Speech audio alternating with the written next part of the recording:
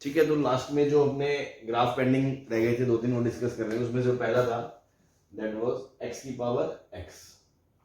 ठीक है, I hope आपने बना लिया होगा, फिर भी चेक कर लें कोई कमी पेशी रह गई हो तो अगेन वही फंक्शन है y बराबर x की पावर x। सबसे पहले क्या लिखेंगे, डोमेन। तो देखो डोमेन आपको पता है इसका क्या है, r प्लस, क्योंकि नेगेटिव नंबर में पावर में जब बेस नेगेटिव हो, पावर वेरिएबल हो, तो नेगेटिव नंबर अलाउड नहीं है, और जीरो की पावर जीरो डिफाइन नहीं होता, इसलिए आपको पता है इसका डोमेन r प्लस है। उसके बाद डोमेन के अंदर कोई कॉन्टिन्यूटी डिफरेंशिएबिलिटी का लफड़ा नहीं है भाई, x खुद कंटिन्यूस है, ये अलग से कंटिन्यूस है, कंटिन्यूस की पावर वगैरह में भी मतलब ऐसा कुछ एज सच कोई दिक्कत नहीं है, कंटिन्यूस एंड डिफरेंशिएबल है। ठीक, नाउ इसका डेरिवेटिव देखेंगे। डेरिवेटिव देखेंगे तो y डैश, मैंने आपको कहा था इसको याद करवाया था आपको लोग डिफरेंशिएशन में। ठीक, नहीं याद हो तो आप लोग लेके डिराइव कर सकते हो, e की पावर में लिख के जाए, नहीं तो इसको याद होना चाहिए, दैट इज x की power x into 1 plus ln x। अब देखो यार, ये चीज तो हमेशा पॉजिटिव है, क्योंकि x पॉजिटिव है तो पॉजिटिव नंबर की पावर कुछ भी हो, है ना, चाहे मान लो जैसे बेस हाफ है तो पावर 2 हो, चाहे माइनस हाफ हो, चाहे कुछ भी हो, पॉजिटिव ही रहेगा, तो ये तो जीरो से बड़ा ही है। अल्टीमेटली सारा खेल इसके हाथ के अंदर है। तो अगर मैं रियल लाइन पे देखूं जीरो के आगे आगे, तो ये जीरो कब होगा, जब ln x क्या होगा, बराबर -1 होगा, मतलब x बराबर e की पावर -1 होगा, दैट इज x बराबर 1/e होगा। अब 1/e के आगे क्या होगा, सपोज 1/e से बड़ा नंबर ले लिया कोई भी, मैंने e रख दिया, तो ये पॉजिटिव है, तो बस ये पॉजिटिव है, ये नेगेटिव है, ये फर्स्ट डेरिवेटिव से हमने डिसाइड कर लिया। It means function is decreasing here and increasing here. चलो रफ आइडिया अपने को मिल गया। नाउ मैंने क्या बोला था, एंड पॉइंट्स पे और ये मैक्सिमम मिनिमा जो पॉइंट्स है वहां पे इसकी वैल्यू निकाल लो, तो ये आ गया लोकल मिनिमा। तो नाउ एफ ऑफ 1/e निकाल लो, तो एफ ऑफ 1/e क्या हो जाएगा, 1/e की पावर 1/e। ठीक, दूसरा इन्फिनिटी पे वैल्यू निकालोगे लिमिट, तो limit x tends to infinity x की पावर x, तो ये तो इन्फिनिटी की पावर इन्फिनिटी है, तो वो इन्फिनिटी ही होगा, कोई दिक्कत नहीं। और एक उधर एक्सट्रीम केस, जीरो के राइट में अपन को लिमिट निकालनी पड़ेगी, क्योंकि जीरो तो डोमेन में नहीं है, तो जीरो प्लस पे लिमिटिंग वैल्यू देखनी पड़ेगी क्या है, तो limit x tends to zero plus x की पावर x, जीरो की पावर जीरो। हालांकि ये रिजल्ट मैंने आपको याद करवाया था कि ये 1 है, याद रखना, लेकिन फिर भी चलो किसी को नहीं याद हो तो जीरो की पावर जीरो, तो जीरो की पावर जीरो वाले केस कैसे डील करते थे, e की पावर में ln लिख के इसको ऐसे लिखते थे, e की पावर में ln ऑफ x की पावर x, ये x आगे आ जाता था, फिर इसको लिखते थे e की पावर x ln x, इस पे लिमिट लगाते थे। ठीक है ना, अब ये जीरो इंटू इन्फिनिटी फॉर्म है, तो जीरो इंटू इन्फिनिटी को क्या करते थे, एक को नीचे ले जाते थे, इन्फिनिटी बाई इन्फिनिटी बनाते थे और LH लगाते थे। तो ln को मैंने बताया था वहां पे भी ln को ऊपर छोड़ना रिकमेंडेड रहता है, क्योंकि उसको डेरिवेटिव में फिर खत्म हो जाएगा। ठीक, so this is limit x tends to 0 plus ln x upon 1/x। अब इसमें आप LH लगाते भी हो तो देखो ln x का डेरिवेटिव 1/x और इसका -1/x², ये x से x कट गया, x ऊपर चला गया, -x, तो e की पावर की ये लिमिट जीरो को जा रही है, मतलब 1 को जा रहा है। ठीक है, तो ये रिजल्ट हमने हालांकि याद करा था कि ये लिमिट 1 होती है ना, मैंने शायद अभी जीरो बोल दिया था, वो बाय मिस्टेक बोल दिया, वो ये लिमिट 1 होती है, लेकिन चलो फिर भी हमने दोबारा डिराइव कर लिया। नाउ ठीक है, तो ग्राफ ऐसा बनेगा यार, जीरो पे वैल्यू वहां 1 को जा रही है, जीरो पे 1 होगी नहीं, 1 को जाएगी और ऐसे डिक्रीज करेगा, ये मिनिमा आएगा e पे 1/e पे, और ये जो वैल्यू आएगी दैट वुड बी 1/e की पावर 1/e, और फिर यहां से ग्राफ ऊपर बढ़ेगा। हाँ जी, सही है ये? Yes sir. ठीक, तो कर लिया होगा आपने, ऐसा ही बना था। Yes sir. चलो वेरी गुड।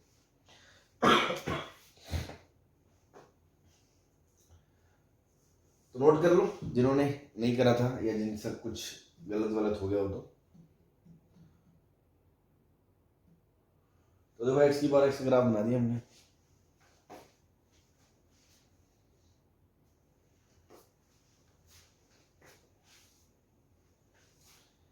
बेटा दे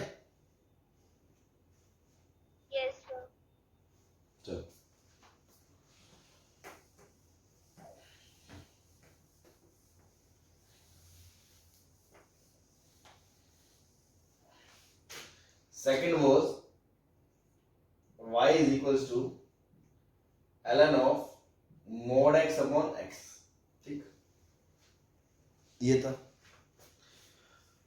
तो मोड है तो देखो ये डिफाइन करोगे अगर फंक्शन को तो अलग अलग सेगमेंट में अलग अलग पार्ट बनेंगे। मतलब इसको अगर आप डिफाइन करके लिखते हो तो आपको ऐसा लिखना पड़ेगा ln x upon x when x is positive and when x is negative ln of minus x upon x। Zero इसके डोमेन में है ही नहीं, ना तो लॉग के तरफ से ना नीचे की तरफ से डिनोमिनेटर की तरफ से, बाकी सब नंबर लॉग है, ठीक है। तो अपन ऐसा देख सकते हैं, या तो मैं इसका ग्राफ अलग से बनाऊं और इसका ग्राफ अलग से बनाऊं, या ऐसे देखो कि अगर मैं x की जगह माइनस एक्स रख दूं तो माइनस बाहर आ रहा है, तो एक ऑड फंक्शन है, ऑड फंक्शन।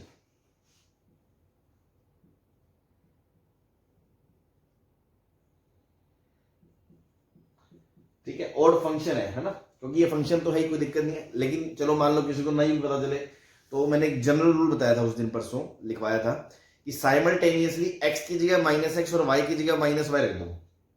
तो मान लो आपने x की जगह माइनस एक्स एंड y की जगह माइनस वाई रख दिया, तो देखो क्या आएगा, minus Y ln mod x upon minus X, तो कट गया, तो कोई चेंज नहीं आया, कोई चेंज नहीं आया। It means function the graph will be symmetric about origin. ये बात सही है, यही ऑड फंक्शन की निशानी होती है, graph will be symmetric about origin. X की जगह माइनस एक्स रखा, कोई चेंज नहीं है, चेंज आ रहा है, मतलब वाई एक्सिस के अबाउट सिमेट्रिक नहीं है, ऐसी एक्स एक्सिस के अबाउट सिमेट्रिक नहीं है, बट ओरिजिन के अबाउट सिमेट्रिक है। तो ये पहचान करने से क्या होता है, फायदा क्या होगा, हम बस आधा ग्राफ बना ले तो बचा हुआ आधा अपने आप बन जाएगा। जैसे मान लो सपोज जीरो के अबाउट सिमेट्रिक होने का मतलब क्या है कि मान लो अगर ये ओरिजिन है, फंक्शन इधर ऐसा है तो इधर ऐसा बन जाएगा, इसकी मिरर इमेज लोगे इस पॉइंट को मिरर मानते हुए, ठीक है ना, जैसा ऑड फंक्शन में करते हैं उसी टाइप का बिहेवियर रहेगा। तो ये बात हमने कर ली थी। तो now I have to draw the graph of या discuss the graph of ln x upon x for x greater than 0 only. अगर इधर वाला पोर्शन आ गया तो इधर वाला तो मैं उसका मिरर इमेज से, मतलब पॉइंट के अबाउट मिरर इमेज कैसे लोगे, पहले इसकी इधर लोगे फिर उसकी नीचे लोगे, तो ओरिजिन के अबाउट आ जाएगी। चलो, तो now I am considering the function ln x upon x and x is obviously greater than 0, बस इतना ही फंक्शन है।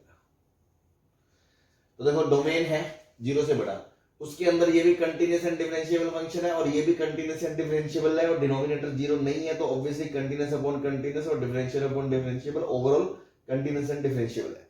मतलब लफड़ा कोई नहीं है, ln x अपॉन x को कंटीन्यूटी डिफरेंशिएबिलिटी से कोई किसी प्रकार का कोई वो नहीं है। चलिए नेक्स्ट क्या करते हैं, फिर अपन y डैश निकालते हैं, मैक्सिमा कहाँ है, मिनिमा कहाँ है, इंक्रीज कहाँ कर रहा है, डिक्रीज कहाँ कर रहा है, ये सब देखेंगे। तो y डैश निकालोगे, u बाई v रूल लगा दिया, तो नीचे x स्क्वायर, x को छोड़ दिया, ln x को डिफरेंशिएट कर दिया 1 by x, minus ln x को छोड़ दिया, डिफरेंशिएट x को कर दिया, तो अगेन ये कट गया, तो ये क्या आ गया 1 minus ln x upon x square. अब मैं 0 के आगे आगे ही देख रहा हूं, बस 0 के आगे आगे, तो एक पॉइंट आएगा जब ये 0 होगा e के आगे देखो वैल्यू 1 से बढ़ जाएगी तो आगे नेगेटिव है फिर पॉजिटिव है, इट मींस फंक्शन यहां से यहां तक इंक्रीजिंग है फिर डिक्रीजिंग है, समझ में आ रहा है।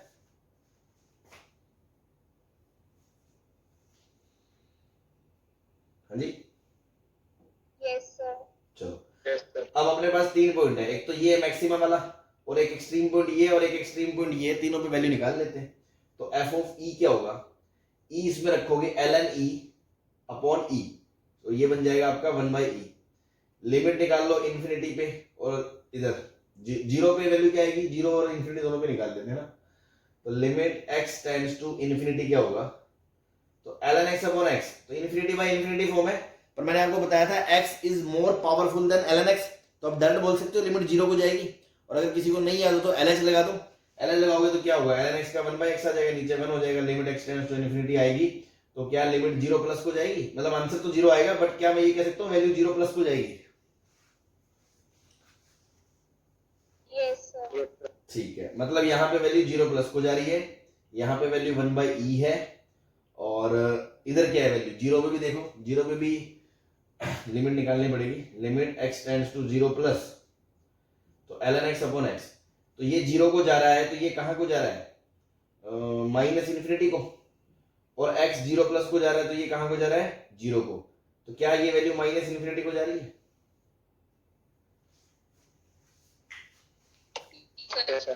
ठीक, चलो बस तो शुरू करते हैं ग्राफ। ये मिटा दो, ये वाला पोर्शन मिटा दो। तो इधर इधर की बात कर रहे हैं। ई पे वैल्यू है आपकी 1/e,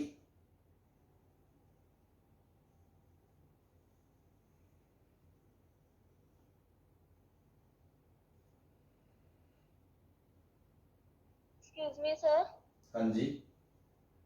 तो जो आपने लास्ट लिमिट निकाली है ln x over x approaches to 0 plus, तो जो डिनोमिनेटर है वो 0 प्लस, मतलब वो प्लस इंफिनिटी को लेके जा रहा है, ऊपर वाली माइनस इंफिनिटी को लेके जा रही है, तो माइनस नहीं इंफिनिटी नहीं, कैसे आया? समझे नहीं हो। माइनस को छोड़ दो, ln 0 का मैग्नीट्यूड इन्फिनिटी को जा रहा है। Yes sir. और नीचे अगर कोई क्वांटिटी प्लस 0 को जाती है तो भी वैल्यू प्लस इन्फिनिटी को जाती है।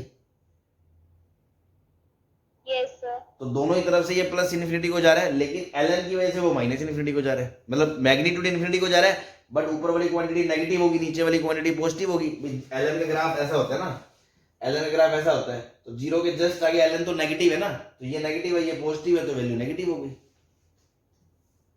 Okay sir. और इन्फिनिटी बाय 0 इनडिटरमिनेट फॉर्म थोड़ी होती है, ये इन्फिनिटी होती है, इसलिए इन्फिनिटी को जाएगी पर नेगेटिव जाएगी। ठीक है, यस सर। चलो, तो 0 के जस्ट आगे वैल्यू माइनस इन्फिनिटी यहाँ है, यहाँ नीचे, और इनफाइनाइट पे वैल्यू कहाँ है? 0 प्लस, मतलब 0 से हल्का सा ऊपर, मतलब वो असेम्पटोट टाइप फील आएगी यहाँ पे। ठीक, तो ग्राफ ऐसा बनेगा, यहां से आता है कि इंक्रीजिंग है, इंक्रीजिंग, और फिर डिक्रीजिंग है।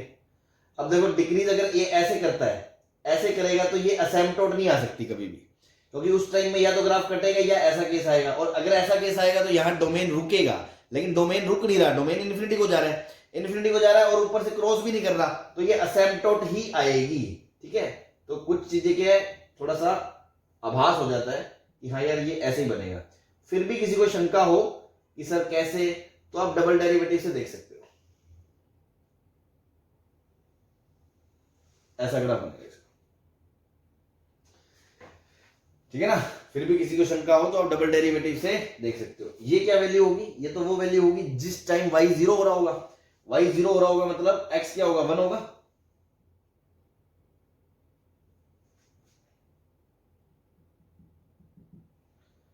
हाँ जी, ये वाला ग्राफ बन गया। Yes sir. बस, और ये हमने बनाया सिर्फ और सिर्फ उस पोर्शन के लिए। तो इधर वाले के लिए क्या करना है, हमने ओरिजिन के अबाउट सिमेट्रिक बनाना है। तो ओरिजिन के अबाउट सिमेट्रिक बनाने का तरीका होता है, पहले तो इसकी इमेज ले लो इधर, और फिर इसकी इमेज ले लो एक्स एक्सिस के अबाउट।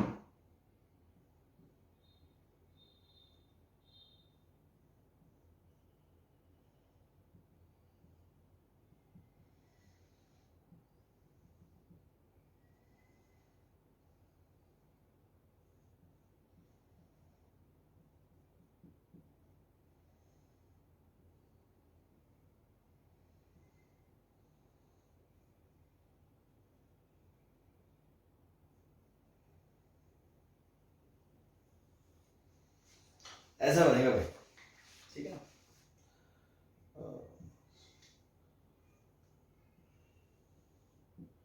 ये वैल्यू -1 आएगी। ठीक, ये ग्राफ बन गया इसका, इस पूरे का। कोई परेशानी? No sir. और किसी को ये फील ना आए कॉन्केविटी कहाँ चेंज हो रही है, अगर ये पॉइंट भी बताना चाहें तो डबल डेरिवेटिव निकालोगे आप, डबल डेरिवेटिव y डैश, तो y डबल डैश निकालो यहां से। तो डबल डैश निकालने के लिए थोड़ी सी मशक्कत तो करनी पड़ेगी। x की पावर 4, ऊपर x स्क्वायर का derivative, x square as it is 1 minus ln x का डेरिवेटिव -1/x। सर हाँ जी, 2 ln x माइनस, और डबल डेरिवेटिव है 2 ln x minus 3 upon x cube. हम वो देख लेते क्या है, माइनस ln, इसको छोड़ दिया 1 माइनस ln x और 2x, इसको आपने सिंप्लीफाई कर लिया, क्या आ रहा है 2 ln x minus 3 upon x cube. ठीक, बस ये आ गया। एक्स क्यूब तो ये 0 कब होगा? जब x ln x बराबर 3/2 होगा, मतलब x बराबर e की पावर 3/2 होगा।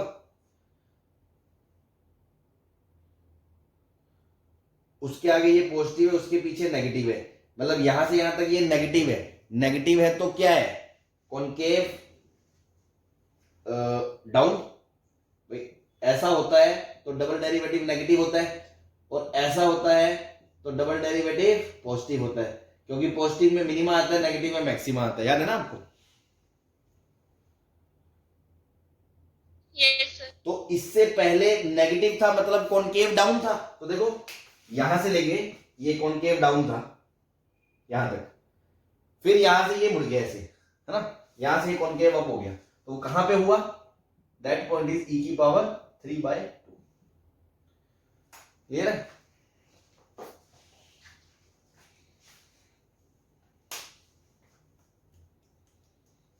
ठीक है जी, मिटा दें? Yes sir. ठीक है, ये सब बस जस्ट आपकी एक फील के लिए है कि हाँ आपको कैलकुलस की फील आ रही होगी कि शुरू से लेके अब तक जो पढ़ा है उसको क्या है ना, मतलब differential calculus study of graph and their tangents, है ना? यही है। तो टेंजेंट्स वेंजेंट्स से और उससे मतलब स्टडी है। जो इंटीग्रल कैलकुलस है वो किसकी स्टडी होती है? उसके एरिया वेरिया की, है ना? तो वो एक नेक्स्ट सेगमेंट अपना शुरू होगा। तो डिफरेंशियल कैलकुलस अपना एंड होने वाला है ना थोड़े दिनों में। तो इसलिए मतलब जो पढ़ा शुरू से लेके सब तक का एक इम्प्लीमेंटेशन है कि हाँ देखो यार कोई भी फंक्शन आ गया तो आप उसको कैसे, किन किन चीजों की जरूरत पड़ती है रास्ते में कि यार ये क्या होगा, ऐसे कैसे होगा, तो वो सब ही हमने अब तक पढ़ा है सीक्वेंस में अगर देखेंगे तो। ठीक है, चलो एक और था उसको भी कर लेते हैं।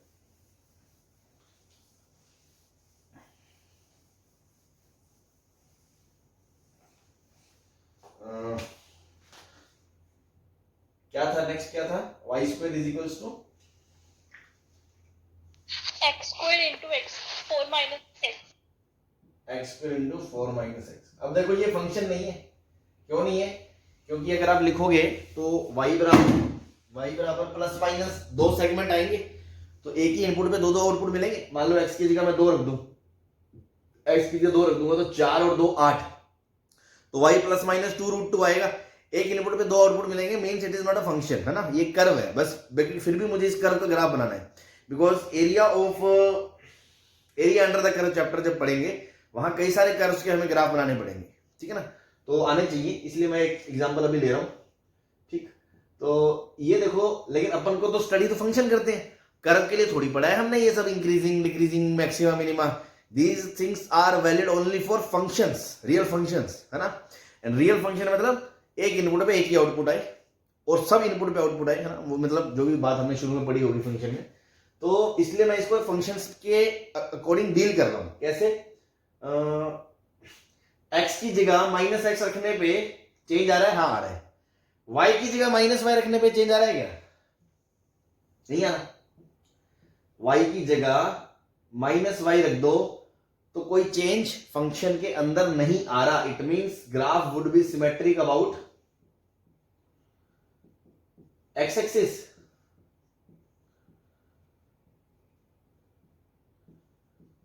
बोलो,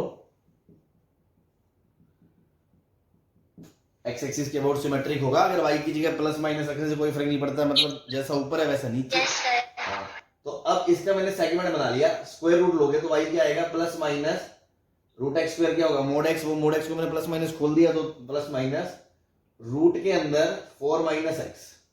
ठीक है, ऑब्वियस ही बात है ऐसा आएगा रूट लोगे तो। जब पॉजिटिव खोलोगे तो पॉजिटिव, नेगेटिव आएगा तो नेगेटिव, तो प्लस माइनस आएगा। ये आएगा जब x ग्रेटर देन 0 है और ये आएगा जब x लेस देन 0 है।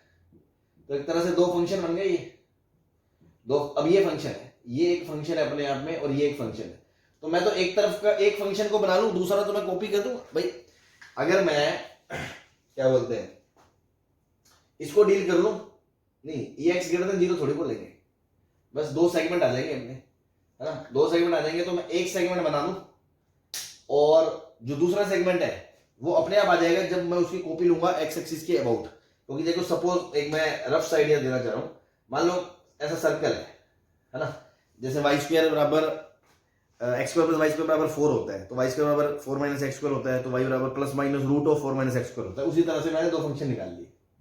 नाउ एक ये, तो मैंने क्या कहा, एक बना लो कोई भी, और उसके बाद तो उसकी कॉपी करनी है एक्स एक्सिस के अबाउट, क्योंकि वाई की जगह माइनस वाई रखने से कोई फर्क नहीं पड़ रहा। तो एक जो सेगमेंट होगा वो जैसा भी आए उसकी कॉपी कर दो दूसरी तरफ, तो वो पूरा ग्राफ कर्व बन जाएगा इसका।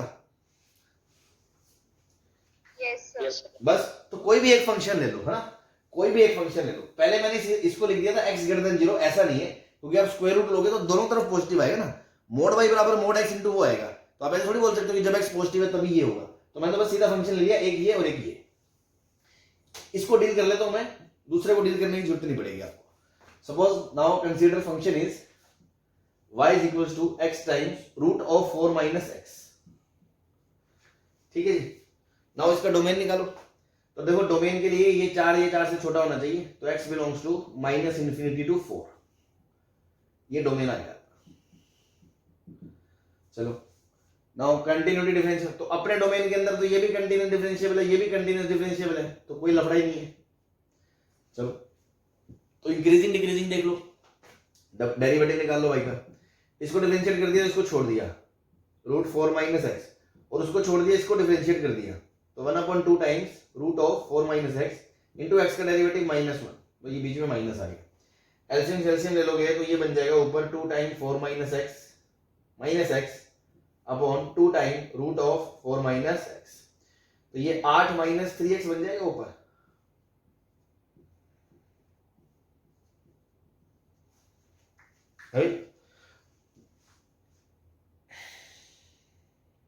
Yes sir. ठीक, तो अब अपन को वो देखना है इंक्रीज डिक्रीज का है, तो कहां तक देखना है, 4 के आगे तो हमें जाना ही नहीं, और बीच में पॉइंट आएगा 8/3। देखो 4 के आसपास कोई वैल्यू रखूंगा 12, तो ये नेगेटिव आएगी, इधर प्लस आएगी, मतलब function is increasing then decreasing. यहां पे मैक्सिमम आएगा, मैक्सिमम। चलो नाउ तीनों पे वैल्यू निकाल लो, 4 पे, 8 3 पे, और इस पे इन्फिनिटी पे, माइनस इन्फिनिटी पे।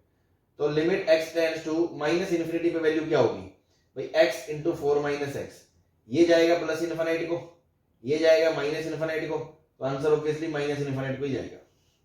फिर 8/3 पे वैल्यू निकाल लो, 8/3 पे वैल्यू निकालोगे तो क्या आएगी, x की वैल्यू 8/3 और रूट के अंदर 4 माइनस 8/3, तो 3 चौक 12, 12 माइनस 8 4, 4 का रूट 2, तो ऊपर 16, नीचे 3√3। अब लिमिट निकालोगे x टेंड्स टू 4 पे, वैल्यू 4 पे, लिमिट की तो जरूरत ही नहीं, 4 पे वैल्यू आ रही है, तो f ऑफ 4 पे वैल्यू कितनी है, 0 है, 0। ठीक है जी। तो अब देखो इसका ग्राफ बड़ा जबरदस्त तरीके से बनेगा। मैं ऊपर वाला पार्ट हटा रहा हूं,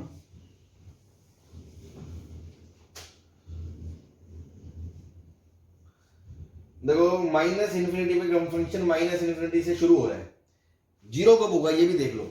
एक तो 0 पे 0 होगा, मतलब रूट्स निकाल लिए, और एक 4 पे 0 होगा, तो 4 पे तो हमें पता ही है 0 होगा, और 0 पे 0 होगा, और माइनस इन्फिनिटी पे माइनस इन्फिनिटी है, तो ग्राफ यहां से शुरू होगा, यहां से ऐसे, यहां से आया, ये गया, ठीक, और मैक्सिमम आएगा 8/3 पे,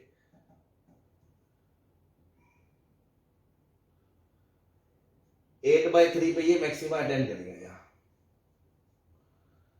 और वो मैक्सिमम वैल्यू होगी 16√3, 16/3√3,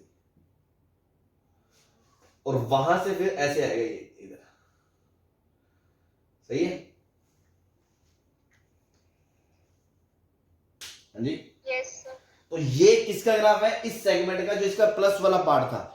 दूसरे वाले का बनाने के लिए अपन क्या करेंगे, क्योंकि फंक्शन y में बराबर माइनस वाई रखने से कोई फर्क नहीं पड़ता ग्राफ में, तो दिस ग्राफ का जो मिरर इमेज होगा x एक्सिस के अबाउट वो बना देंगे। तो x एक्सिस के अबाउट देखो, इसका मिरर इमेज बनाओगे तो ये इधर से आएगा ऐसे, और ऐसे ये यहां पे मिनिमम लेगा, ये वैल्यू -16/3√3 होगी,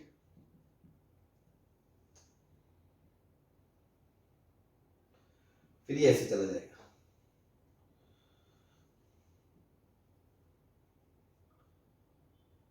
सही है। Yes sir. अब एक थोड़ी सी बारीकी वाली बात बताना चाहूंगा कि इस कॉर्नर पे आप ध्यान नहीं दोगे। अगर ऐसे देखोगे तो चोंच बननी चाहिए, शार्प कॉर्नर आना चाहिए, लेकिन शार्प नहीं आएगा। उसका कारण समझो, आप वाई डैश देखो, वाई डैश पे देखोगे ना, तो जब 4 रखोगे 4, तो आपको दिखना चाहिए वाई डैश 4 नॉट डिफाइंड है, मतलब इंफिनिटी है। 4 इसमें रखोगे तो उसकी स्लोप क्या आ रही है, इंफिनिटी आ रही है।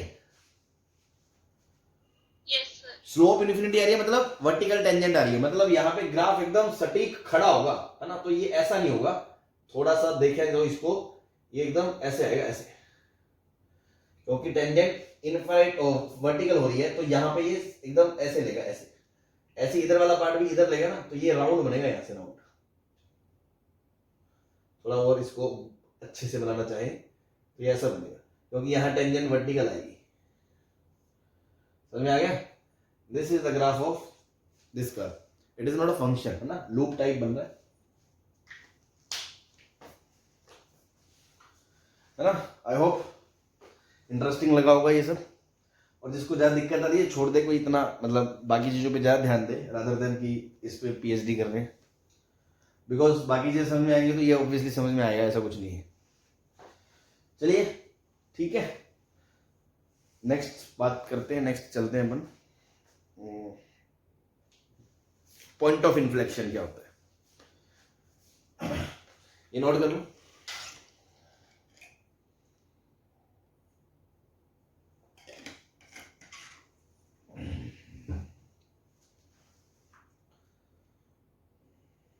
सर्टेन।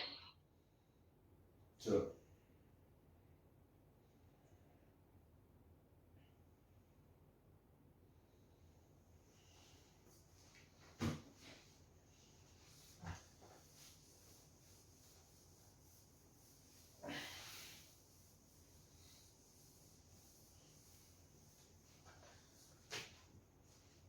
तो देखो 2-3 टर्म आपने नए सुने होंगे ओडी में, जो पहले हम बता चुके हैं। जैसे स्टेशनरी पॉइंट क्या होता था, जहां डी वाई बटे 0 होता है। क्रिटिकल पॉइंट क्या होता था, जहां डी वाई बटे 0 होता है और नॉट डिफाइन होता है। ऐसे ये लोकल मैक्सिमा और जो लोकल मिनिमा वाले पॉइंट्स होते हैं, एक्सट्रीमास बोलते हैं जिसको, एक्सट्रीमास, है ना, उन पॉइंट्स को टर्निंग पॉइंट भी बोल देते हैं, एक्सट्रीम पॉइंट्स या टर्निंग पॉइंट्स भी बोल देते हैं। Now what is point of inflection, ये बड़ी इंटरेस्टिंग चीज है, पहले लिख लें इसके बारे में। पॉइंट ऑफ इन्फ्लेक्शन क्या है, उससे पहले एक दो बात बताना चाहूंगा मैं, हालांकि मैंने बता दिया बट फिर भी चलो दोबारा, कि अगर कर्व ऐसा होता है, अपन इसको क्या बोलते हैं, कॉनकेव अप, कॉनकेव अप। और इसकी खासियत क्या है कि जो टेंजेंट है ना, टेंजेंट वो हमेशा कर्व के नीचे होती है ना। Tangent always below lie the curve, tangent at any point on it will lie completely below the curve। ठीक है, हमेशा नीचे होती है इसमें। और इसमें मैंने क्या बताया था, इसमें डबल डेरिवेटिव क्या होता है, पॉजिटिव होता है। क्यों डबल डेरिवेटिव पॉजिटिव होता है, क्योंकि वाई डैश इंक्रीजिंग होता है, क्योंकि वाई डैश मतलब स्लोप इंक्रीजिंग फंक्शन होता है। देखो स्लोप ऐसे थी, नेगेटिव में कम हुई, फिर 0 हुई, फिर बढ़ी, फिर पॉजिटिव में बढ़ी। ऐसे ही ये वाले जो कर्व्स होते हैं इनको बोलते हैं इस शेप को, जैसे मान लो lnx है, lnx की शेप ऐसी है, इसकी शेप कैसी होगी, e की पावर x जैसी, है ना, तो वो कॉनकेव अप हो गया, ये कॉनकेव डाउन हो गया। ऐसा भी बोल सकते हो, दिस इज कॉन्वेक्स डाउन और this is convex up, standard concave बोलते हैं, ठीक है, कॉनकेव अप।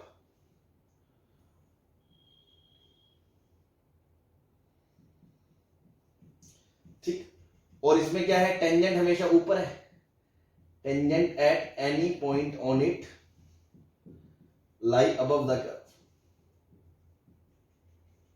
ठीक, इसमें वाई डबल डैश क्या है, नेगेटिव है, क्योंकि वाई डैश जो है, जो स्लोप ऑफ द फंक्शन है, वो एक डिक्रीजिंग फंक्शन है, कंटिन्यूअसली वो फंक्शन डिक्रीज करता है। देख लो, पॉजिटिव में वैल्यू थी, फिर पॉजिटिव में स्लोप कम हुई, फिर हॉरिजॉन्टल हुई, फिर जीरो नेगेटिव, फिर नेगेटिव। ये सब हम बातें कर चुके हैं।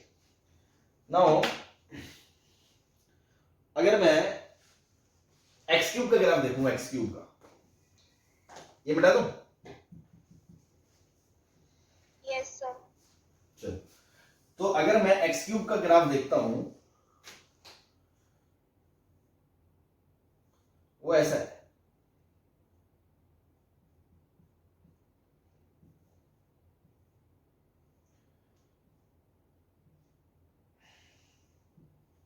जैसे मान लो y बराबर एक्स क्यूब है ना, तो इसमें क्या हो रहा है कि ग्राफ ऐसा था, कॉनकेव डाउन था, कॉनकेव डाउन था, यहां से ये टर्न खा गया और कॉनकेव अप हो गया। यूं जा रहा था, कॉनकेव डाउन था, down down down down down down down, यहां पे ये टर्न ऐसे ऐसे एकदम घुमा हीरो की तरह, अब यूं भी। तो जिस पॉइंट पे इससे पहले ये क्या था, कॉनकेव डाउन था,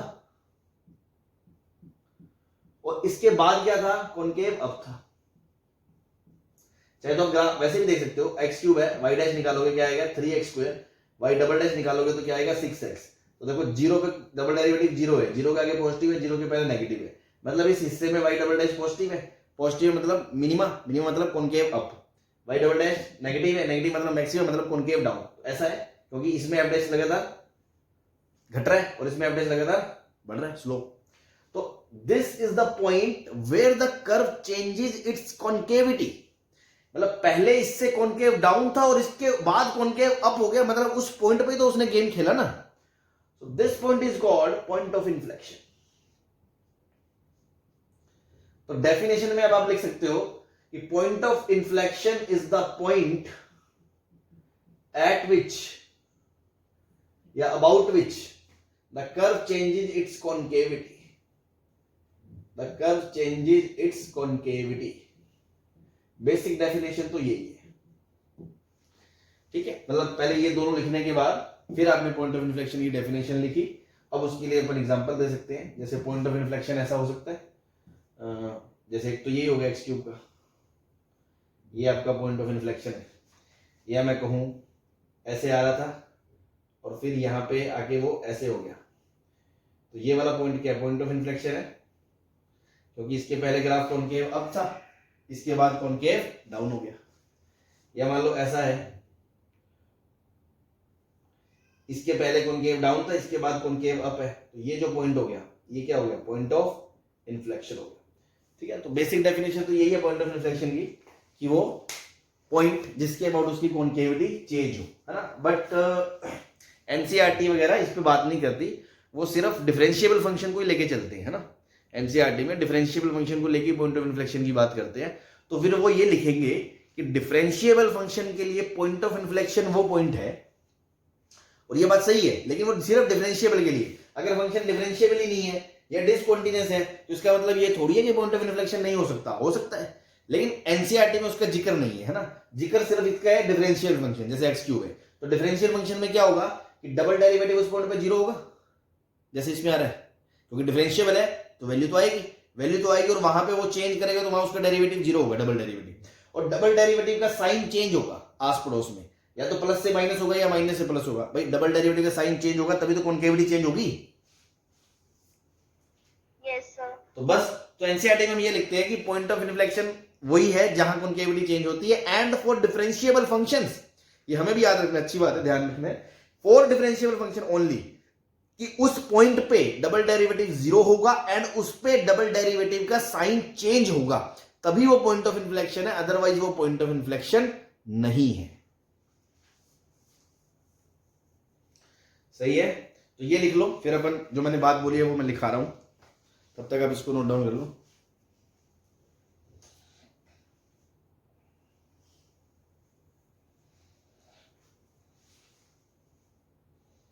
sir sir, is it important कि पॉइंट ऑफ इन्फ्लेक्शन डोमेन में होना चाहिए? देखो, जब पॉइंट डोमेन में ही नहीं होगा फिर हम ये नहीं बोल सकते ना कि this is the point of inflection, point ही नहीं है वो। जैसे मोनोटोनिसिटी में या मैक्सिमम में हम बोलते हैं कि ये पॉइंट लोकल मैक्सिमा है, तो वो डोमेन में तो होना चाहिए, वो है ही नहीं तो उस पर कैसे बात करेंगे। Okay sir.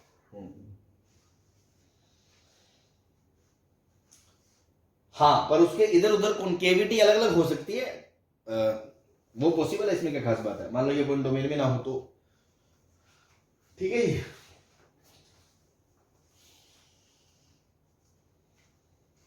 बता दे yes sir.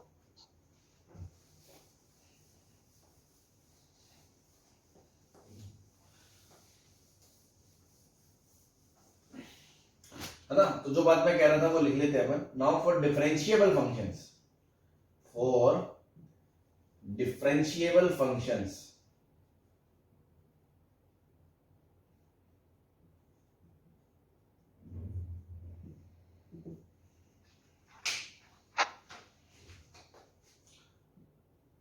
at point of inflection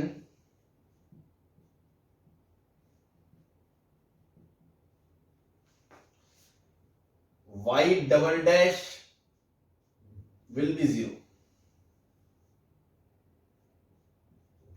but vice versa is not true.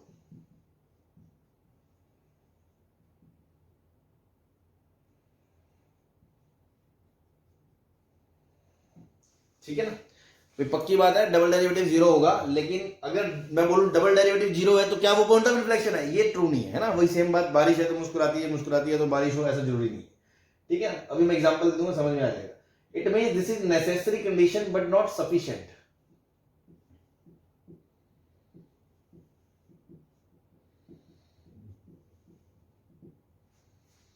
तो सफिशिएंट कंडीशन क्या है? सफिशिएंट कंडीशन ये है कि उसके अबाउट उसका साइन तो चेंज हो, तभी तो हम बोलेंगे कॉन्केविटी चेंज हुई है। डबल डेरिवेटिव के साइन से कॉन्केविटी का पता चलता है कि अगर वो नेगेटिव है तो वो डाउनवर्ड है, अगर पॉजिटिव है तो वो अपवर्ड है ना। तो सफिशिएंट कंडीशन क्या है कि y डबल डैश, मान लो x बराबर a की बात कर रहे हैं ना, तो y double dash should change its sign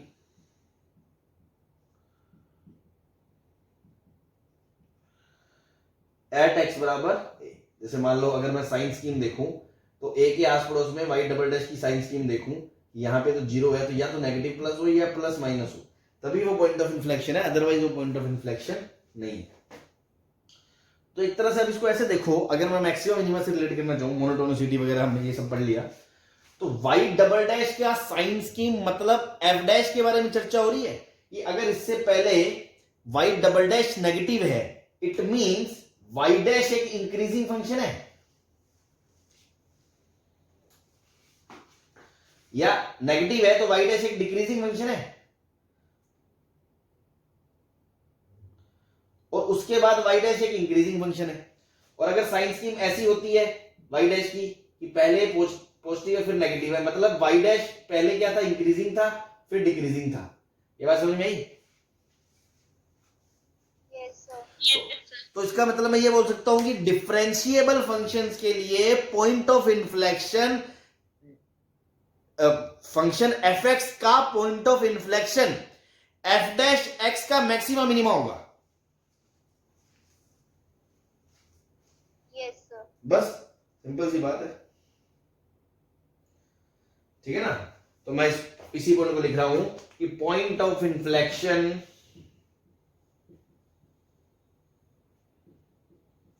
is local maxima और minima for f dash x, for f dash x, है ना। उसके डेरिवेटिव के लिए वो मैक्सिमा या मिनिमा है।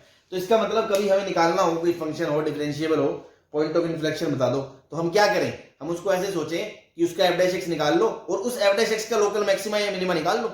जो भी उस f डैश x का लोकल मैक्सिमा या मिनिमम होगा वो क्या होगा? पॉइंट ऑफ इन्फ्लेक्शन होगा। क्लियर है? जिसके अबाउट कॉन्केविटी चेंज होगी। तो फोर्थ पॉइंट में हम ये लिख सकते हैं, to find the point of inflection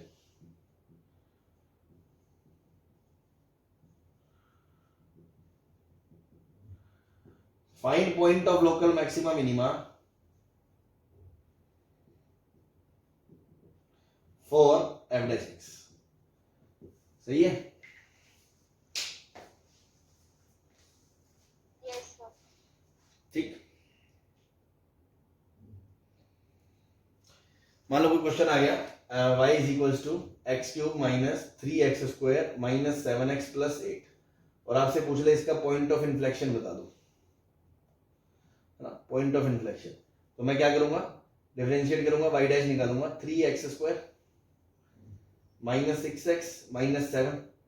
अब इसका डबल डेरिवेटिव निकालूंगा, क्योंकि अब मेरे लिए ये फंक्शन है और इसका मैक्सिमम मिनिमम निकालना है, क्योंकि डिफरेंशियल फंक्शन है। इसका डिफरेंशिएशन करूंगा तो आएगा 6x माइनस 6। तो क्या पता चला इसकी साइन स्कीम से?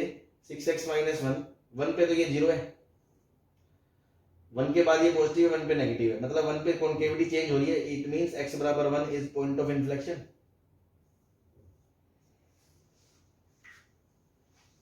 हाँ जी, यस सर। बस। और ऐसा क्यों कहा था सर आपने, ये जरूरी नहीं है कि 0 हो, तो हो भी सकता है, जैसे मान लो y बराबर x की पावर 4 है, y बराबर x की पावर 4 है, तो y डैश क्या आ गया उसका 4x क्यूब आ गया, y डबल डैश क्या आ गया 12x स्क्वायर आ गया। तो 0 पे ये 0 है, लेकिन 0 के बाद भी पॉजिटिव है, 0 के पहले भी पॉजिटिव है, मतलब कॉन्केविटी चेंज होगी ही नहीं इसकी 0 पे। तो इसीलिए कहा ना इन्फ्लेक्शन है, डिफरेंशियल फंक्शन है तो डेरिवेटिव 0 जरूर है डबल, लेकिन डबल डेरिवेटिव 0 है ये सफिशिएंट नहीं है, साइन चेंज होना चाहिए। और वैसे ही हमें यहाँ से पता चल रहा है कि 0 के बाद ये पॉजिटिव है, 0 के पहले नेगेटिव है, तो फंक्शन डिक्रीजिंग इंक्रीजिंग, तो इसके ग्राफ तो ऐसा बनेगा, तो ये मिनिमा आएगा, मिनिमा हमेशा ही कॉनकेव अप है, इसका डबल डेरिवेटिव हमेशा पॉजिटिव है, इट मींस ये हमेशा कॉनकेव अप है, तो इसकी कॉनकेविटी चेंज होगी ही नहीं। क्लियर है? Yes sir.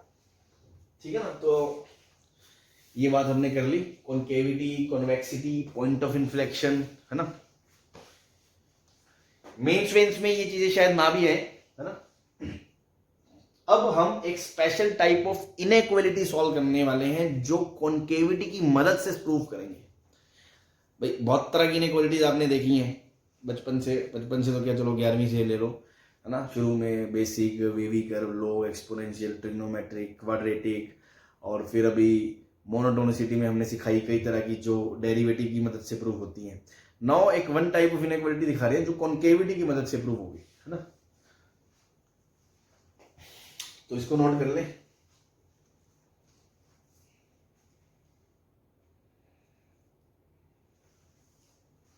उससे पहले एक चीज और, वो तो हम कर ही रहे हैं इनइक्वालिटी, ये जो मैंने बात बताई है ये याद रखना, सिर्फ डिफरेंशिएबल फंक्शंस के लिए बोल रहा हूं मैं, ठीक है ना। नॉन डिफरेंशियल फंक्शन के लिए ये नहीं लगेगा कि डबल डेरिवेटिव 0 होना चाहिए, नहीं होना चाहिए। जैसे मान लो एक छोटा सा एग्जांपल, ये मैं इधर ऊपर का बैठा रहा हूं, जैसे y बराबर x की पावर 1/3 है। अब सबको पता है इसका ग्राफ कैसा बनेगा, इसका ग्राफ ऐसा बनेगा,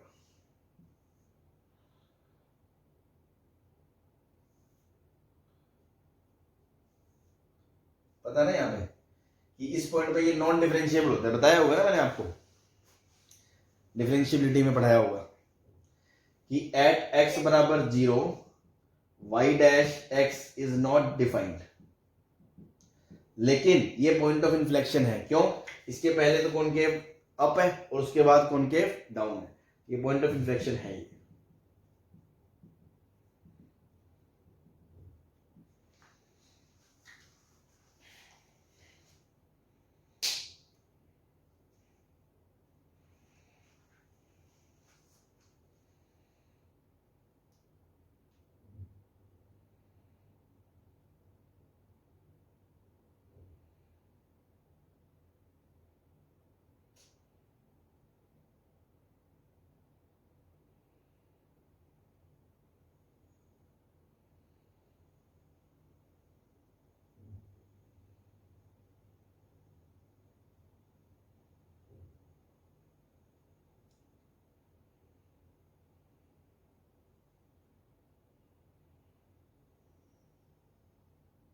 चले, यस सर। चलो नेक्स्ट जो है मैं बता रहा था, हेडिंग डाल सकते हो आप, इनइक्वालिटीज यूजिंग कॉनकेविटी।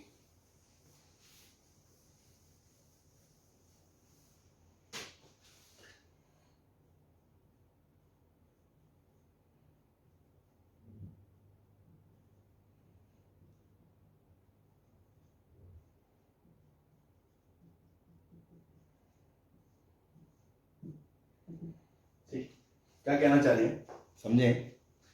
हालांकि कुछ ऐसी बात मैं आपको वहां बता चुका हूं,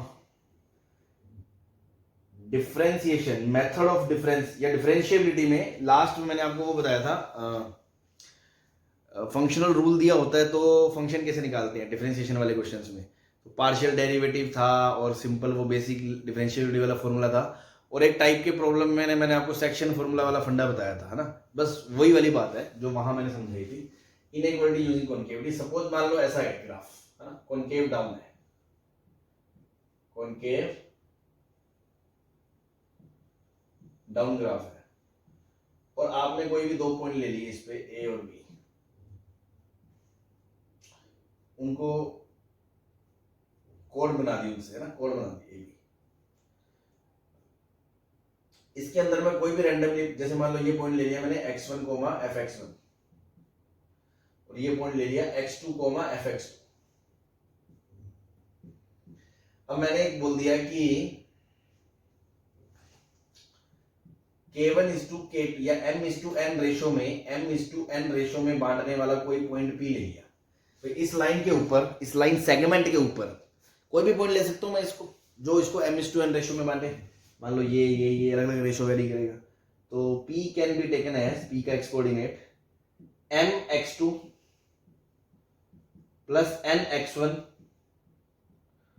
अपॉन m+n। ऐसी y कोऑर्डिनेट क्या बन जाएगा, mfx2 plus nfx1 upon m+n। हाँ जी, ये बन जाएगा।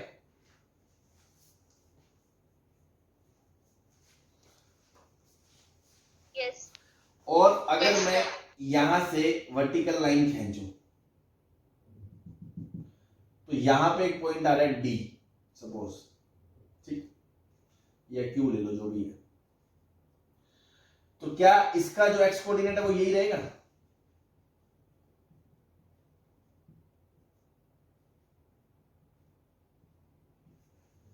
ऑब्वियस ही बात है, और वर्टिकल लाइन पे एक्स कोऑर्डिनेट सेम रहता है।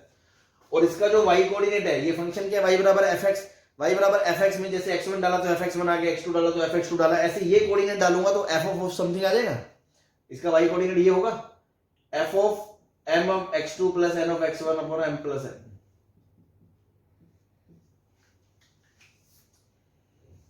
हाँ जी, यस सर। तो बस इसमें अपन क्या बोल सकते हैं, दो तीन पॉइंट लिख लेते हैं कि any point on the chord AB, any point on the chord AB मतलब points lying between AB, between A and B, side वाले की बात नहीं कर रहा, बीच की बात कर रहा हूं, between A and B, any point lying on the chord AB except A and B themselves, except A and B will lie below the curve। भाई ए और बी पॉइंट तो खुद कर्व पे ही है ना, तो मैं ये बोल सकता हूं ए बी कोड जो है इतनी सी, इसके बीच का कोई भी पॉइंट लो तो वो पक्का कर्व के नीचे ही होगा, क्योंकि कर्व तो ऐसे जा रही है, कॉनकेव अप डाउन है। तो पक्की बात है कि y का जो कोऑर्डिनेट है q, वो हमेशा बड़ा होगा p का जो y कोऑर्डिनेट है उससे, q का जो y कोऑर्डिनेट है वो हमेशा p के y कोऑर्डिनेट से बड़ा ही होगा या बराबर होगा। और इक्वालिटी कहां होल्ड करेगी, सॉरी चलो बड़ा ही होगा, ठीक है ना, बड़ा ही होगा, ये बात बोल सकते हो।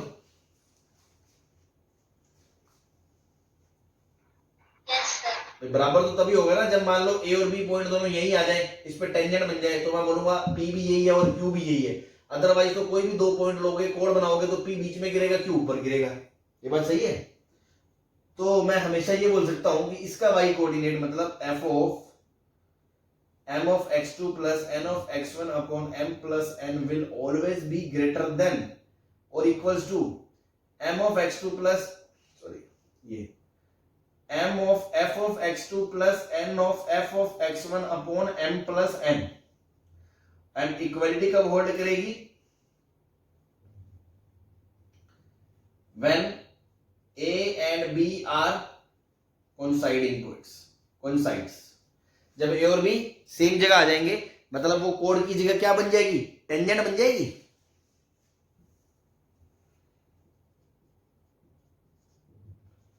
हाँ जी, यस सर। तो इनइक्वालिटी की खासियत क्या है, एक बार तो सेक्शन फॉर्मूला लगाए एफ के अंदर, मतलब M F plus N F upon M plus N, और एक बार जो आर्ग्यूमेंट में लगाए, भाई एक बार तो आर्ग्यूमेंट के अंदर लगाए और एक बार y की वैल्यू में लगाए, तो ऐसी कभी इनइक्वालिटी दिख जाए ना तो समझ लेना कॉनकेविटी की मदद से ही प्रूव होगी। अभी मैं क्वेश्चन लूंगा समझ में आ जाएगा, पहले तो अपन थ्योरेटिकल पॉइंट डिस्कस कर रहे हैं। ये बात एकदम सही है, ए और बी को छोड़ के कोई भी पॉइंट लो कोड ए बी पे, बीच का, उधर का नहीं, तो वो हमेशा बीच में रहेगा, नीचे रहेगा इस केस में, ये हमेशा हमेशा सही रहेगा। और ये जो है सही है, इक्वलिटी का होल्ड करेगी जब ए और बी दोनों कोइंसाइड कर देंगे। एक चीज और, m by n, m into n इसमें पॉजिटिव होगा,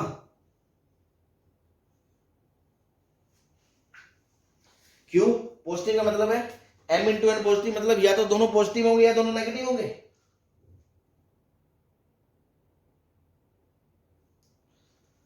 बोलो, दोनों पॉजिटिव होंगे या दोनों नेगेटिव होंगे, इसका मतलब m डॉट n पॉजिटिव होगा, यस सर। है ना? तो मतलब m बाय n पॉजिटिव आएगा, m बाय n क्या आएगा? पॉजिटिव आएगा। m बाय n मतलब उसका रेशो वो पॉजिटिव आएगा, तभी तो ये बीच का पॉइंट कहलाएगा, इंटरनल डिवीजन कहलाएगा। अगर मान लो m बाय n नेगेटिव आ गया, suppose m by n negative आ गया, अगर m बाय n नेगेटिव आ गया फिर तो ये एक्सटर्नल डिवीजन हो जाएगा, और एक्सटर्नल डिवीजन हो जाएगा मतलब पॉइंट या तो इधर आएगा P और या इधर आएगा, बीच में थोड़ी आएगा अगर एक्सटर्नल डिवीजन हो गया। और अगर इधर आएगा या इधर आएगा तो इस केस में तो देखो फिर P का कोऑर्डिनेट बड़ा हो गया Q से, समझ रहे हो? Yes sir. तो इनइक्वालिटी रिवर्स हो जाएगी, ठीक है ना? तो हमने जो बात करी है वो सिर्फ और सिर्फ इसके लिए करी है कि वो बीच का पॉइंट हो, मतलब इंटरनल डिवीजन हो, मतलब m बाय n पॉजिटिव हो। अगर m बाय n नेगेटिव है तो एक्सटर्नल डिवीजन है, तो ये केस हो जाएगा, then inequality will be reversed, then yq will be yq will be less than yp and inequality will be reversed। ये बात समझ में आ गई आपको?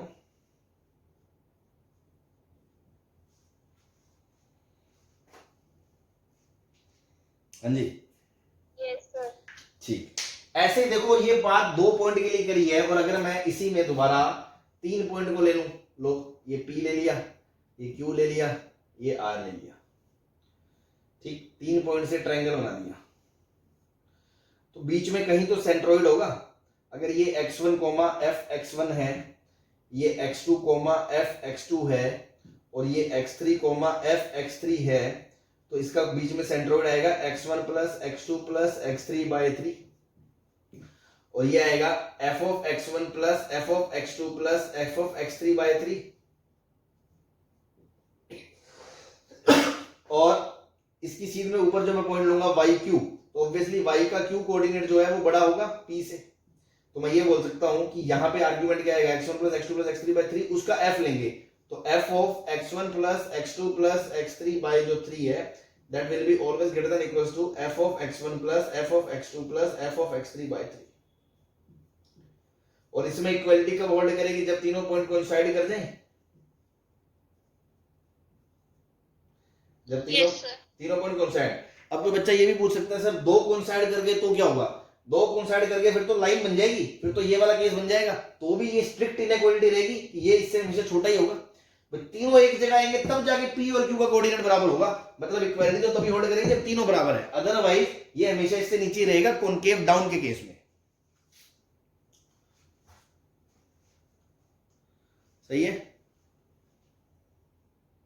Yes sir. बस ऐसे ही कल को आपके सामने n साइडेड पॉलीगन बना दे और लिख दे x1 plus x2 plus x3 plus xn by n, इस तरह से मतलब ड्रामा किया जा सकता है। आप तो मुद्दे की बात ये समझें कि एक तरफ तो आर्ग्यूमेंट में है कुछ सेक्शन फॉर्मूला, और दूसरी तरफ फंक्शन की वैल्यूज पे ऊपर वही सेक्शन फॉर्मूला लगा, मतलब कॉनकेविटी का हिंट है, ऐसा दिमाग में रखें। अब वो हिंट जो m/n है वो 2/3 भी हो सकता है, वो मिड पॉइंट 1 प्लस 1/2 भी हो सकता है, वो ऐसे सेंट्रोइड लगा के ट्रायंगल का 3 पॉइंट भी दे सकता है, पॉलीगन बना के n पॉइंट भी दे सकता है, that is depends on question, ठीक है ना? पॉइंट इज कि आपको ये थ्योरेटिकल पॉइंट समझ में आ गए। और सेम अगर मैं कॉनकेव अप कर दूंगा तो हर एक चीज उल्टी हो जाएगी भाई। कॉनकेव कर दूंगा तो क्या हो जाएगा कि पॉइंट हमेशा ए बी का ऊपर रहेगा, उसका पी कोऑर्डिनेट बड़ा रहेगा, यहाँ पे उल्टा हो जाएगा, पी बड़ा रहेगा, यहाँ उल्टा हो जाएगा, इक्वालिटी वही होल्ड करेगी जब कोइंसाइड करेगी, यहाँ उल्टा हो जाएगा, यहाँ उल्टा हो जाएगा, तो वो अलग से लिखने की जरूरत थोड़ी है कॉनकेव अप के लिए।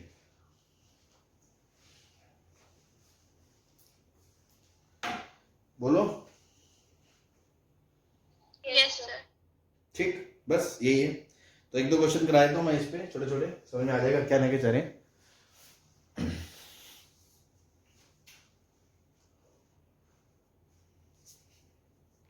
नोट कर लिया आपने ये? Yes sir. चलो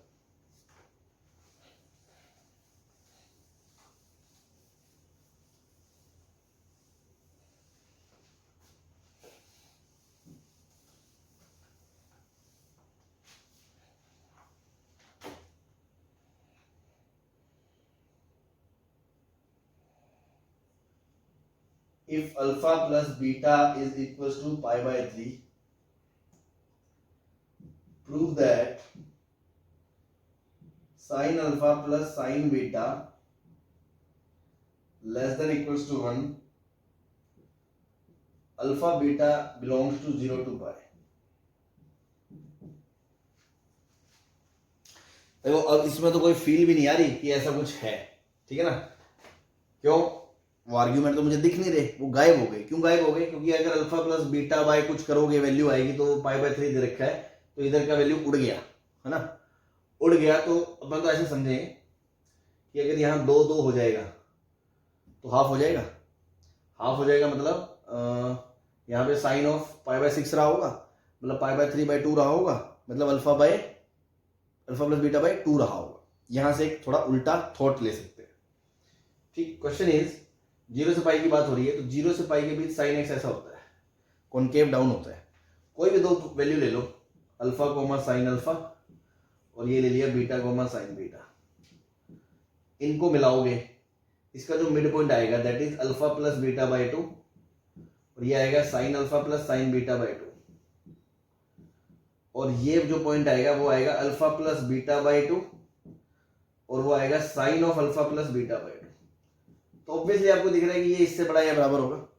ये P है, ये Q है, तो y कोड, ये Q मान लो, ये P मान लो, तो y coordinate of Q is greater than equals to P। और इक्वलिटी का वर्ड करिए जब दोनों सेम पॉइंट पे आ जाए, मतलब अल्फा और बीटा दोनों पाई बाय 6 हो जाए, हो सकता है टेंजेंट बन जाएगी उस टाइम पे। तो देन बस आ गया। तो sine alpha plus beta by 2 is less than sine of alpha plus sine of beta by 2। Pi by 3 by 2 pi by 6 half आ गया वैल्यू, ये कट गया, हो गया। हिंदुस्तान पेट्रोलियम, हाँ जी।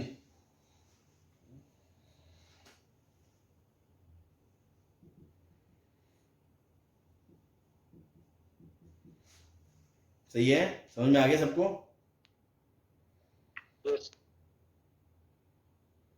चलो एक आसान क्वेश्चन लेते हैं, थोड़ा सा देख के आपको फील आएगी हाँ यार ये करना है।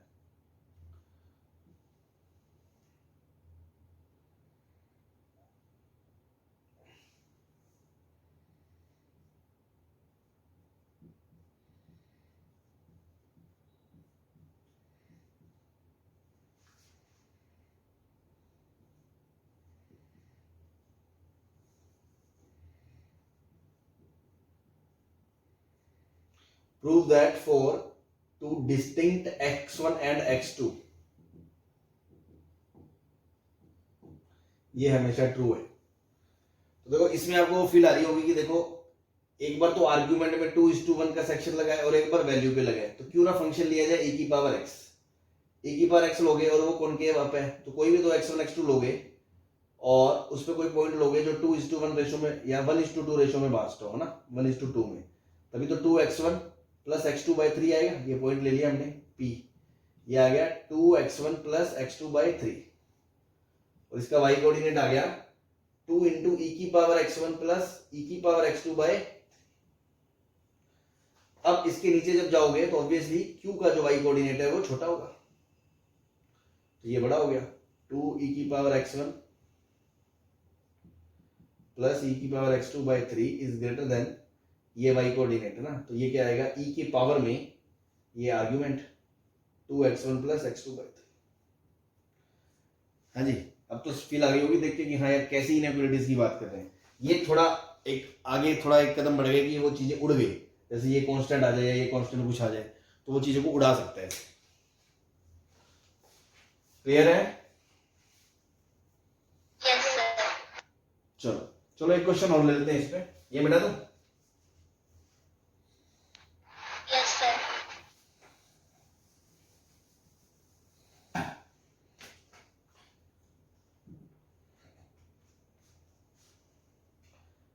Alpha beta gamma are angles of triangle.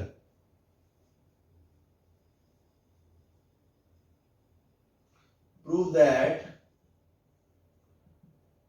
Sign alpha plus sine beta plus sine gamma less than equals to 3√3/2।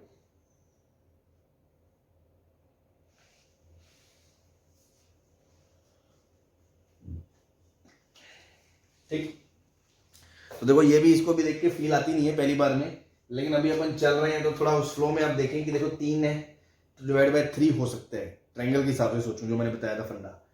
तो 3 नीचे आ गए तो √3/2 मतलब 60 मतलब alpha plus beta plus gamma by 3 बस हो गया।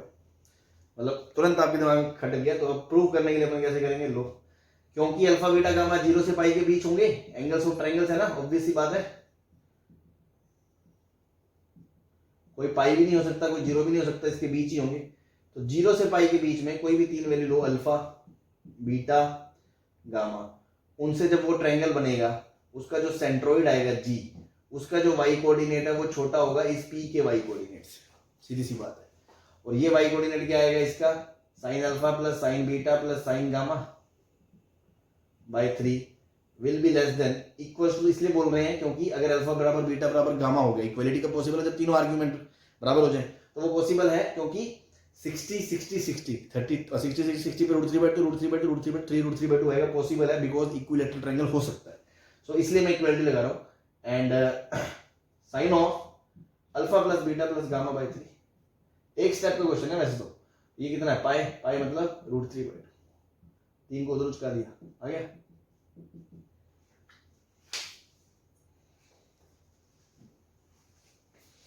हाँ जी,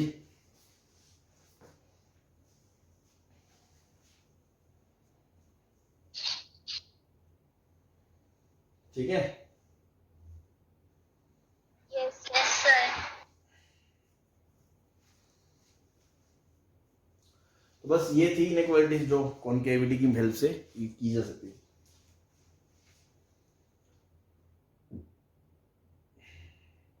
ठीक है, इसको नोट कर लेना। ये कॉनकेविटी इनइक्वालिटी से मेरे को क्वेश्चन याद आ गया, आई थिंक मैं मोनोटोनिसिटी में कराना भूल गया हुआ ना।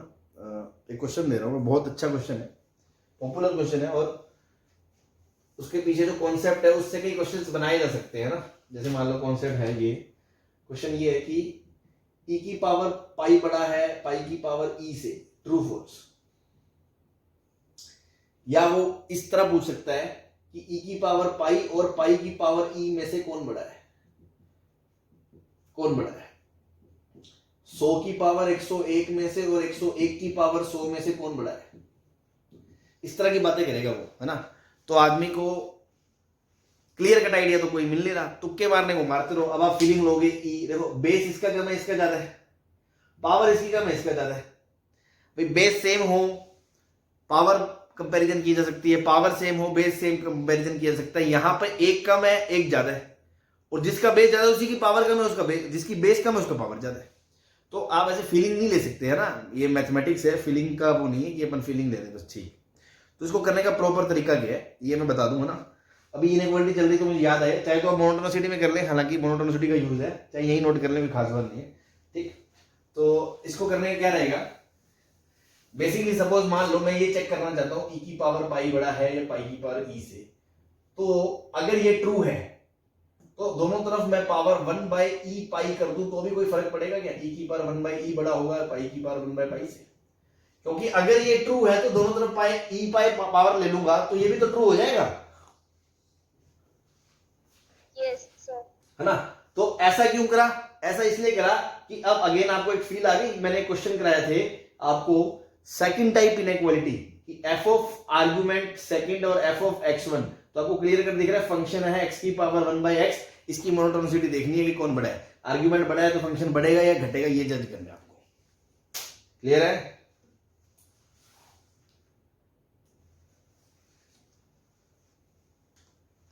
भाई अगर आप इस फंक्शन में ई रखोगे और पाई रखोगे, अगर आपको इसकी मोनोटोनिसिटी पता होगी कि ये बढ़ रहा है घट रहा है, तो आप इन चीजों को कंपेयर कर सकते हो, इस टाइप की सारी चीजों को।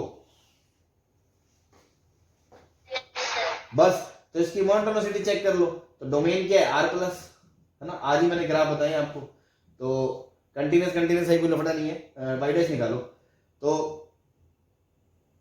ये क्या है, इसका डेरिवेटिव निकालने के लिए आप क्या करोगे, हालांकि ये x की पावर माइनस एक्स लिखा हुआ है, सॉरी नहीं, x की पावर x माइनस, तो छोड़ो, डेरिवेटिव निकाल लो। डेरिवेटिव वेरिएबल की पावर वेरिएबल कैसे निकाल देते हैं, आपको याद है ना शॉर्टकट, कि पहले तो एज इट इज हुआ आएगा इनटू e की पावर में जो हम लिखते थे ऐसे e ln x की पावर 1/x आगे। अब ये g इंटू ln x का यूवी रूल लगता था, याद है ना आपको, f की पावर g का मैंने बताया था आपको डायरेक्ट डेरिवेटिव क्या होता है, f की power g into derivative of g ln f, याद है? Yes sir. नहीं यार, लोग ले लेना या सीधा पूरा यूवी रूल लगा दो, अपने आप आ जाएगा। तो मैं अभी फटाफट कर रहा हूं। तो ln x का डेरिवेटिव करोगे, अगर इसको छोड़ोगे तो आएगा 1/x², और 1/x को छोड़ दोगे, 1/x का डेरिवेटिव करोगे, ln x को छोड़ दोगे तो 1/x का आएगा -1/x²। अगेन 1/x² बाहर, ऊपर x की पावर 1/x बाहर, ये तो हमेशा पॉजिटिव है। खेल अगेन किसके हाथ में, 1 - ln x।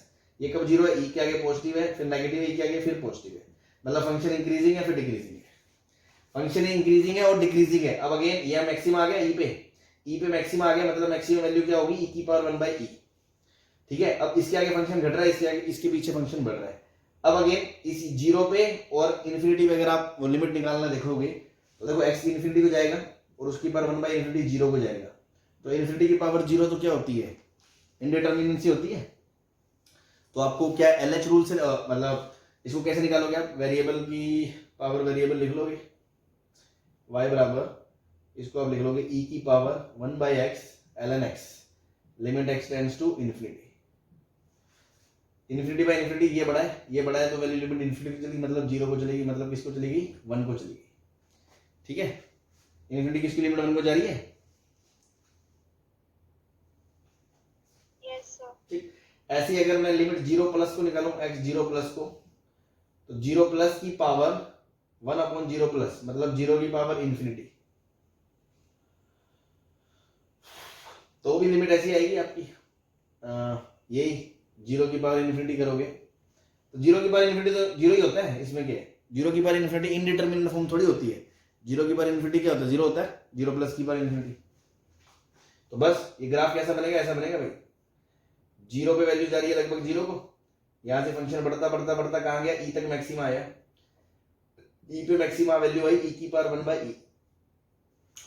उसके बाद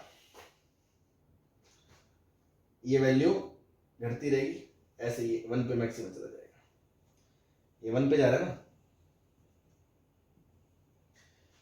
इन्फिनिटी पे लिमिट सही है ना, चेक कर लेना है ना, गलती ना होगी, अदरवाइज तो सही है वैसे तो, कि 1/x आगे ln x e की पावर में, इन्फिनिटी पे ये जा रहा है, इन्फिनिटी को जा रहा है, इन्फिनिटी बाय इन्फिनिटी LHS भी लगाओगे तो 1/x नीचे 1, तो ये 0 को जाएगा, e की पावर 0 1 को जाएगा, सही है। इन्फिनिटी पे ये 1 को असिम्प्टोट की तरफ जाता हुआ दिखाई देगा। ठीक है, हालांकि इसकी जरूरत नहीं थी, तो मैंने प्रॉपर आपको ग्राफ बना दिया है दोबारा, जस्ट अपन ने आज करे थे इसलिए। नाउ अगेन, अब आपको क्या पता है, अगर कोई नंबर 0 से e के बीच है तो फंक्शन इंक्रीजिंग है और उसके बाद फंक्शन डिक्रीजिंग है। अब जैसे मैं इस क्वेश्चन में बात करूं तो e के आगे आएगा पाई, तो पाई e से बड़ा है या नहीं है, यस सर। और वहां फंक्शन डिक्रीजिंग है तो फिर f ऑफ पाई छोटा होगा f ऑफ e से, मतलब पाई की पावर 1/पाई छोटा होगा e की पावर 1/e से, मतलब दोनों तरफ e पाई पावर ले लोगे तो पाई की पावर e छोटा होगा e की पावर पाई से, तो ये ट्रू है। ठीक है जी, तो इस तरह की चीजें भी आप कर सकते हो। एक इंपॉर्टेंट क्वेश्चन था जो आई थिंक मिस हो गया था, तो अब आप इसको भी ध्यान रखें। चलिए ठीक है, मैक्सिमम मिनिमम में ऑलमोस्ट चीजें हो गई हैं, फिर भी एक रूट एनालिसिस बचा है क्यूबिक फंक्शंस को, है ना, कितने रूट होंगे क्यूबिक के, 3 कब होंगे, 2 कब होंगे, 1 कब होंगे, ये क्वेश्चन हम फेस करते रहे हैं बीच बीच में, लेकिन क्वाड्रेटिक से हम सारी चीजें नहीं कर सकते थे। ठीक है ना, तो अब मोनोटोनिसिटी मैक्सिमम मिनिमम की हेल्प से अपन चीज़ों को समझेंगे कि हाँ एग्जैक्टली क्या क्या कंडीशंस होंगी, 3 रियल रूट आने की, 2 रियल, 1 रियल 2 इमेजिनरी आने की, ऐसे आने की वैसे आने की, जितने भी केसेस हैं ये सब हम कल डील करेंगे, पूरा क्यूबिक का चीरफाड़ कर देंगे अच्छे से। ठीक है, चलिए फिर आज के लिए इतना ही बहुत है। Okay, thank you.